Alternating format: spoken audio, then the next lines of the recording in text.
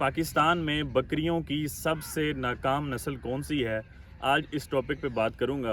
बिस्मिल्लाहिर्रहमानिर्रहीम। अस्सलाम वालेकुम नाजरीन, मैं हूं डॉक्टर नुमान अली और आपकी खिदमत में एक नए सेशन के साथ हाज़िर हूं। नाजरीन, आपने अक्सर सुना होगा कि राजनपुरी नस्ल बकरियों की ये नाकाम तरीन नस्ल है।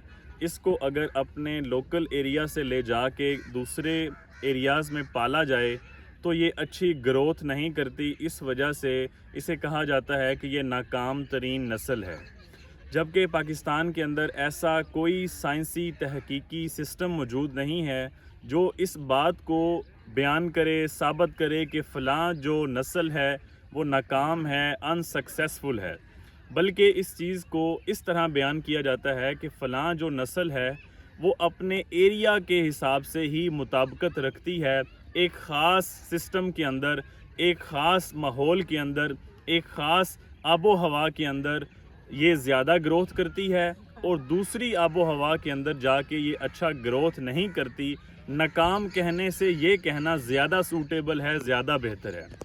अब होता क्या, ये बात बिल्कुल सच है कि जो राजनपुरी बकरी है वो अपने राजनपुर के एरिया के अंदर, डीजी खान के एरिया के अंदर, जो खुश्क पहाड़ी बेल्ट है और जो सिंध की सरहद है, इसके साथ साथ ये बकरी कामयाब तरीन है। अपनी आबो हवा के हिसाब से, अपनी चरागाही और अपने ख़ास माहौल के अंदर ये कामयाब है। बहुत अच्छा वज़न करती है, बहुत अच्छे बच्चे देती है, नस्ल बढ़ाती है और अपना जो इम्यून सिस्टम है, जो क़ुव्वत मुदाफ़त का निज़ाम है, इसका इस ख़ास एरिया के अंदर बहुत अच्छा है और यहाँ पे इसको इतनी ज़्यादा बीमारी नहीं आती। जबकि जो शुमाली इलाका जात हैं, इसको अगर मैं यूँ कहूँ कि ये खुश्क में, गर्मी में ये चैम्पियन है, लेकिन जो सर्द हवाएं हैं वो ये ज़्यादा बर्दाश्त नहीं करती। जो लाहौर का एरिया है, उकाड़ा साहिवाल, यहाँ से लोग लेके जाते हैं अपना डीजी खान से और राजनपुर से, वहाँ जाके ये इतनी कामयाब इस वजह से नहीं होती कि वो वाला माहौल इसको सूट नहीं करता। ठंडी हवाएं जो हैं शुमाली इलाका जात में, क्योंकि ये दिखने में प्यारी है, लोग लेके जाते हैं, वहाँ पे ये कामयाब नहीं होती।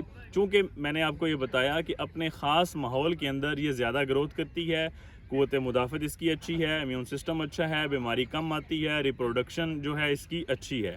लेकिन दूसरे इलाकों में जाके वहाँ की आबो हवा में ये ज़्यादा ग्रोथ नहीं करती, इम्यून सिस्टम, क़ुव्वत मुदाफ़त कमज़ोर हो जाती है, ग्रोथ अच्छी नहीं करती, वज़न कम ही होता जाता है मुसलसल, तो इसकी ग्रोथ अच्छी नहीं होती। लोग इस वजह से इसे कहते हैं कि ये नाकाम तरीन ब्रीड है। इसके मुकाबले में जो दूसरी नस्लें हैं, जिस तरह बीतल हो गया, ख़ास तौर पे जो फैसलाबादी बीतल है, वो इम्यूनिटी अच्छी है, स्ट्रॉन्ग क़ुव्वत मुदाफ़त है, अपने एरिया के अंदर भी कामयाब है और पाकिस्तान में जहाँ कहीं उसे लेके जाएं वहाँ की आबो हवा के साथ वो सूट कर जाती है और उसकी ग्रोथ अच्छी रहती है।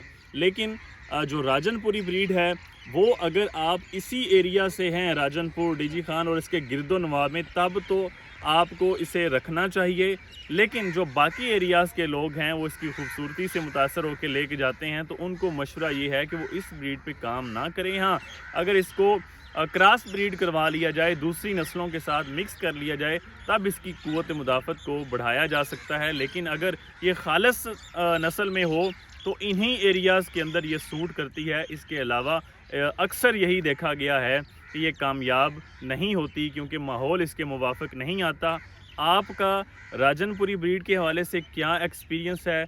अच्छा तजर्बा रखते हैं, नाकाम तजर्बा रखते हैं? जो भी आपका तजर्बा है वो आप कमेंट सेक्शन में हमारे साथ लाजमी शेयर करें। उम्मीद करता हूँ कि इस वीडियो से किसी भाई को फ़ायदा होगा। इन्फॉर्मेशन से भरपूर वीडियो को शेयर लाजमी किया करें ताकि हमारा पैगाम ज़्यादा से ज़्यादा लोगों तक पहुँच सके। बहुत शुक्रिया।